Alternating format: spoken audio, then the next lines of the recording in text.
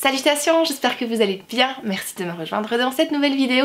Nous sommes toujours en janvier, donc il n'est pas trop tard pour vous faire cette fameuse vidéo bilan que j'avais prévu en fait de tourner quand je suis rentrée mi-janvier. Et puis après je me suis dit qu'il serait peut-être temps que je vous monte la vidéo vlog de novembre. Donc vous avez eu la vidéo vlog de novembre il y a 2 semaines je crois maintenant, et donc comme on est toujours en janvier, je vous tourne maintenant ma vidéo bilan des lectures de 2024. Puisque vous ne savez absolument pas ce que j'ai lu en 2024, la surprise va être absolument totale. Et donc je vais juste faire un petit récap dans cette vidéo et je vais juste m'arrêter sur les lectures qui m'ont marqué. Donc vous avez vu dans ma vidéo vlog de la semaine dernière, ou il y a 2 semaines du coup, que dorénavant je suis passée dans un carnet Leuchtturm 19-17 A5 pour consigner mes lectures, et j'en ai profité en fait pour faire un récap avec mes archives et de tout réécrire dedans. Donc c'est ce que j'ai fait, et en 2024 j'ai lu 44 livres, donc ça c'est le premier chiffre que je voulais vous donner. J'ai lu 44 livres et je me suis pas amusée à savoir dans quelle catégorie j'avais mis chaque livre, quoi de SFFF, quoi de contemporain, quoi de machin, quoi de bazar. Non, je vais juste vous dire que j'ai lu 24 romans. J'ai lu 8 essais, donc ce qui est quand même beaucoup plus que ce que je lis d'habitude. Je lis de plus en plus d'essais, ça m'intéresse, des essais féministes, des essais sur les jeunes, je vais en parler dans cette vidéo d'ailleurs, des essais de société, plus de la socio finalement, ça m'intéresse vraiment.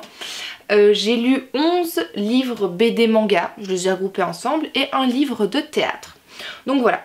Parmi ces 44 livres, ma fierté cette année, c'est que j'en ai lu 7 en langue étrangère, j'en ai lu 5 en norvégien et 2 en anglais. Donc je suis assez contente de moi, puisque j'apprends le norvégien et je continue d'essayer d'entretenir mon anglais.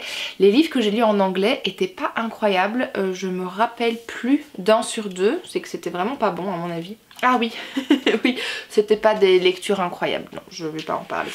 Donc voilà, par contre, j'avais envie de vous parler de 5 lectures, 5 ou 6 lectures, vous allez voir que j'en ai regroupé 2 ensemble, qui m'ont vraiment marqué durant cette année. Une de mes meilleures lectures cette année a été un tome 2 de saga, c'est Regardez-nous danser, c'est le tome 2 de la saga Le Pays des Autres, écrit par Leila Slimani et que j'ai ici aux éditions Folio.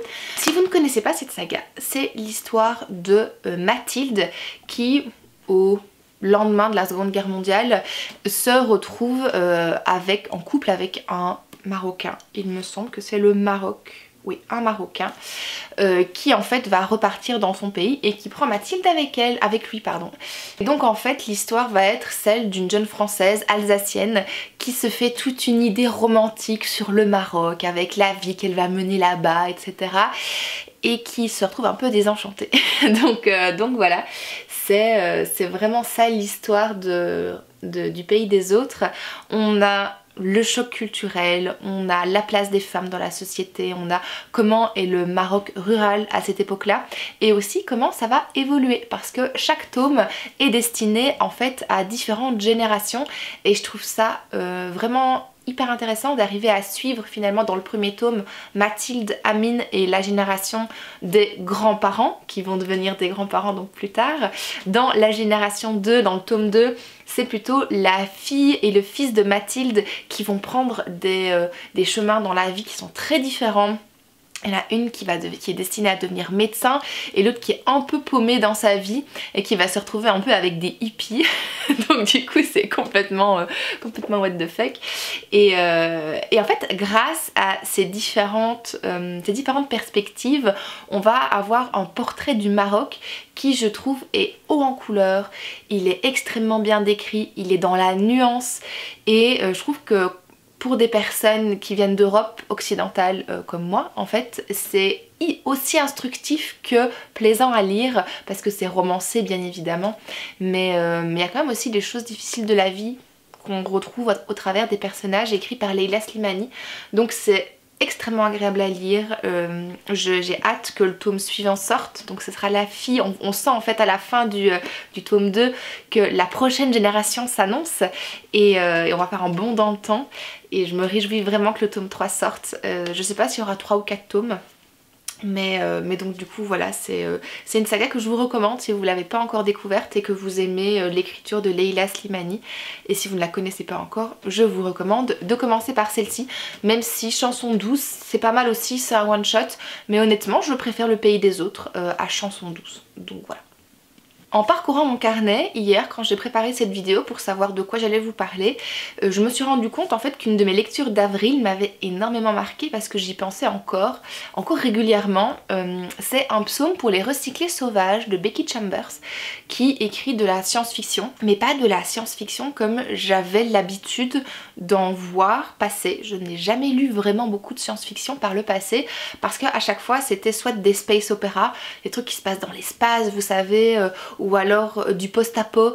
Et moi j'avoue que je trouve que le quotidien est déjà bien assez angoissant que pour se retrouver j'ai arrêté de lire des dystopies et ce genre de trucs parce que ça me la fout vraiment mauvais, ça me la fout vraiment mal. Je suis déjà bien assez angoissée au quotidien comme ça, sans vouloir en plus me rajouter une couche. Quand j'ai vu que la lecture commune proposée dans le club de lecture, dans le Discord de Pico, c'était un psaume pour les recyclés sauvages, j'ai fait ah trop bien, je l'ai acheté en e-book et j'ai pu suivre la lecture commune. Et je sais pas si c'est l'expérience lecture commune ou si c'est juste le livre en lui-même, mais en tout cas j'ai beaucoup apprécié mon expérience de lecture.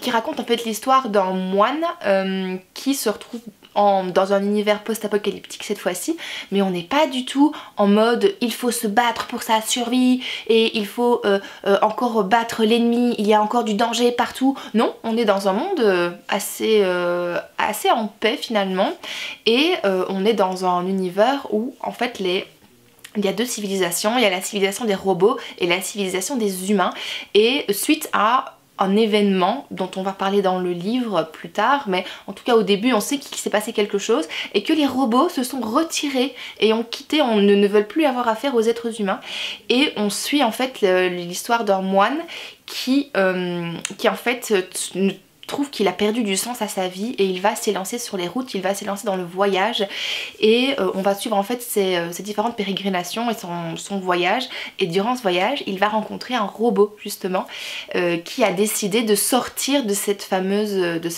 réclusion et de cet exil et de venir à nouveau rencontrer un être humain et on va voir un petit peu comment les deux s'apprivoisent, quels sont leurs décalages, quelles sont les choses sur lesquelles ils peuvent s'aligner au niveau de leurs valeurs, au niveau de leur comportement. Il y a vraiment toute une réadaptation et une réhabituation à se faire entre les deux et je trouve que c'est assez rigolo finalement. Et je trouve que c'est un peu un ovni, tant au niveau de l'écriture que au niveau même du concept de l'histoire. C'est le premier tome d'une saga que je n'ai pas encore terminé donc et en fait je vais la lire, je vais la continuer cette année, c'est sûr et certain.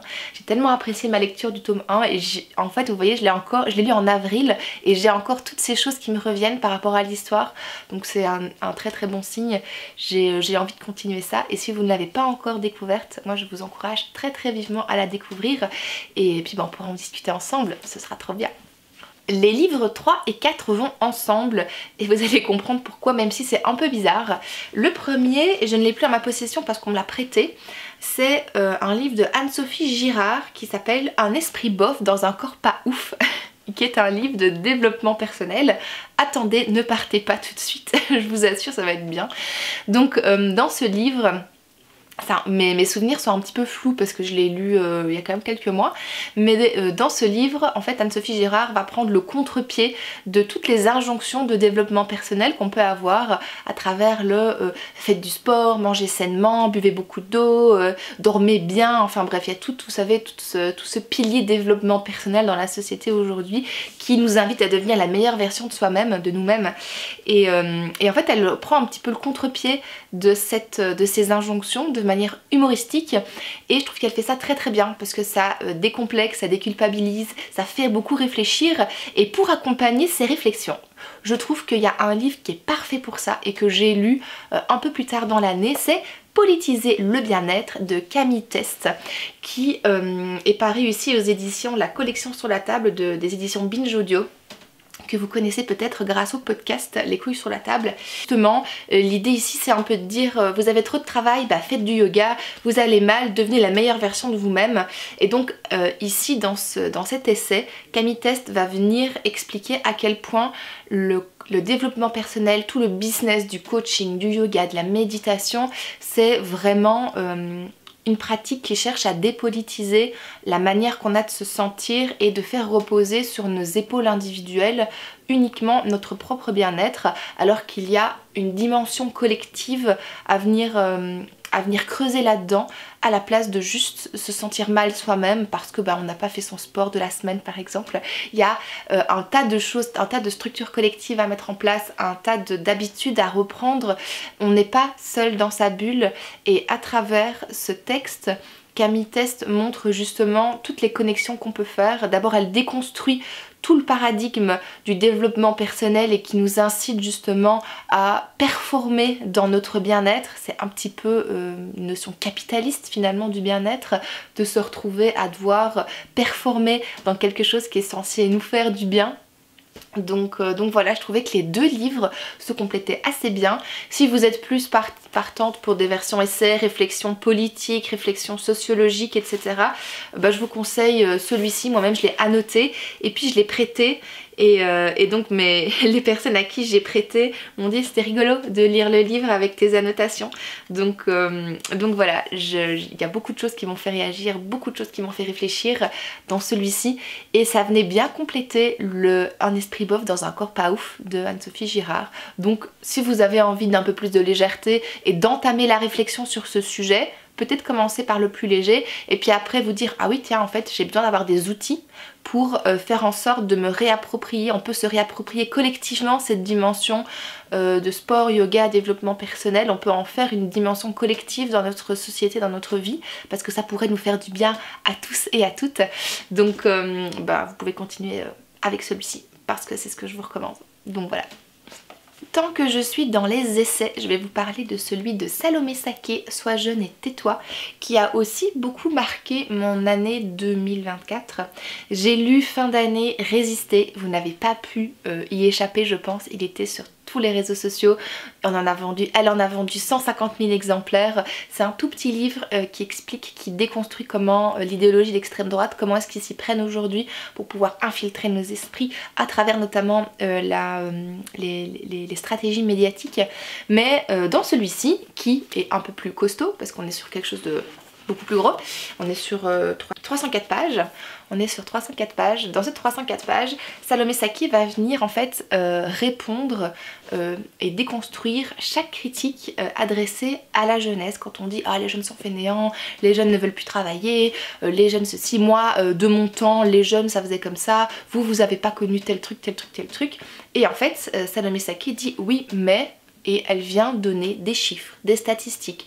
Elle vient remettre en perspective le côté historique aussi, les conditions dans lesquelles les plus âgés ont pu se développer alors que celles dans lesquelles nous on évolue aujourd'hui c'est complètement différent. Oui je dis nous alors que je ne fais pas partie de ces statistiques de jeunes, mais en fait elle a dit, c'est un des premiers trucs qu'elle a dû mettre dans son livre, c'est la jeunesse ça veut dire quoi. Elle a dû mettre des barrières, mais en fait un peu avant, un peu après, finalement moi je me suis retrouvée quand même énormément dans cet ouvrage. Extrêmement bien construit, extrêmement bien écrit, avec des témoignages de jeunes. Elle a fait un travail incroyable. Si vous avez aimé Résister, je ne peux que vous recommander de passer par celui-ci. Il mérite vraiment d'être lu par les jeunes pour pouvoir répondre aux attaques des plus âgés, mais aussi par les plus âgés qui en fait je crois ne se rendent pas compte à quel point ils ont bénéficié de conditions assez avantageuses finalement dans la manière qu'ils ont eu de trouver du travail, d'acheter une maison par exemple, ce genre de trucs quoi. Donc voilà, je vous recommande chaudement de toute manière tout le travail de Salomé Saké parce que c'est une journaliste chez Blast notamment qui fait du travail d'investigation incroyable et je vous recommande de suivre le média Blast si c'est pas encore le cas. Donc voilà, ça c'était le dernier essai et je vais terminer du coup ma sélection lecture par un roman.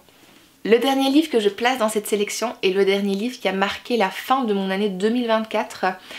très très fort parce que je l'ai lu à sa sortie quasiment, et c'est pas un livre que j'ai lu en papier, c'est un livre que j'ai lu en audio. Il s'agit de Jacaranda de Gaël Faye, qui a obtenu je crois le prix Renaudot de la rentrée littéraire pour cette année-ci, et qui était mais incroyable. Le livre audio est lu par l'auteur, et j'ai rarement vu un livre aussi juste et aussi bien écrit et aussi bien lu par une seule personne en fait.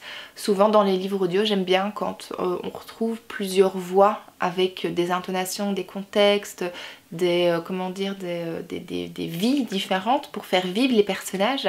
Mais là c'est Gaël Faye qui a tout lu, tout du long, et la manière dont c'était écrit en fait était juste tout simplement incroyable. Si vous avez déjà lu Petit Pays, vous savez que Gaël Faye est un auteur qui est franco-rwandais de mémoire. Sa maman vient du Burundi et sa maman a vécu le génocide au Rwanda. Ici il raconte l'histoire de Milan, qui est un petit garçon au moment où le génocide a lieu. Sa maman est déjà, donc on est sur une histoire fictive, mais on sent qu'il y a beaucoup d'éléments personnels de sa propre histoire qui interviennent dans cette histoire. Donc sa maman en fait à ce moment-là est en France déjà, elle est avec son papa qui est français, et le papa de Milan donc, et donc on parle du génocide du Rwanda, et elle n'en parle pas du tout, mais Milan voit les images à la télévision et il comprend pas trop. Il sait que ça fait partie de l'histoire de sa mère, mais il sait pas dans quelle mesure. Sa mère ne dit rien du tout, elle est très très secrète sur le sujet, et en fait durant tout le bouquin on va suivre les différentes générations qui évoluent autour de ce génocide rwandais entre Hutu et Tutsi.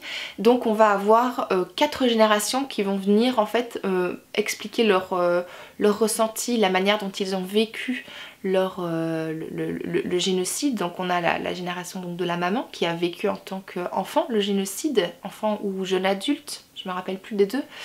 Le Milan qui donc est né en fait, n'est pas né au Rwanda, mais qui est impacté parce qu'il lui manque une partie de son histoire. Et puis la génération encore d'après qui elle est racontée par des enfants directs qui ont vécu au Rwanda, et en fait dont les parents effectivement ne racontent pas, ou en tout cas racontent peu, mais quand on est au Rwanda, on se rend compte encore de l'ampleur et de l'emprise qu'a ce génocide dans la société actuelle. En tout cas quand c'est raconté par Gaël Faye là. Et en fait les jeunes ne comprennent pas forcément la place que ça prend parce qu'ils n'ont pas vécu le génocide. C'est un peu la jeunesse qui s'est reconstruite après génocide, et comme on a occulté toute une partie de l'histoire, ils comprennent pas les enjeux vraiment, et ils se disent bah oui c'était horrible, mais est-ce qu'on peut pas avancer quoi, est-ce qu'on peut pas aller au-delà du génocide? On nous ramène tout le temps au génocide, tout le temps, c'est quelque chose de lourd dans l'histoire. Il y a des commémorations qui durent plusieurs jours par an où on ne peut rien faire, enfin, et donc ils disent on peut pas faire la fête, on peut rien faire. Après surtout la période Covid, il y a eu, parce qu'on en parle justement de ça va vraiment balayer un énorme pan de l'histoire, et donc on va avoir la 4e génération qui elle est la génération de la maman de Milan. Donc c'est l'arrière-grand-mère finalement, donc l'arrière-grand-mère, la grand-mère, le fils, et puis la génération juste après Milan qui pourrait être sa petite sœur en fait. Et franchement c'était tellement bien écrit. On a plein de points de vue différents. On voit à quel point c'est difficile pour toutes les générations de mentionner ce génocide, de vivre avec sa mémoire, de l'avoir vécu.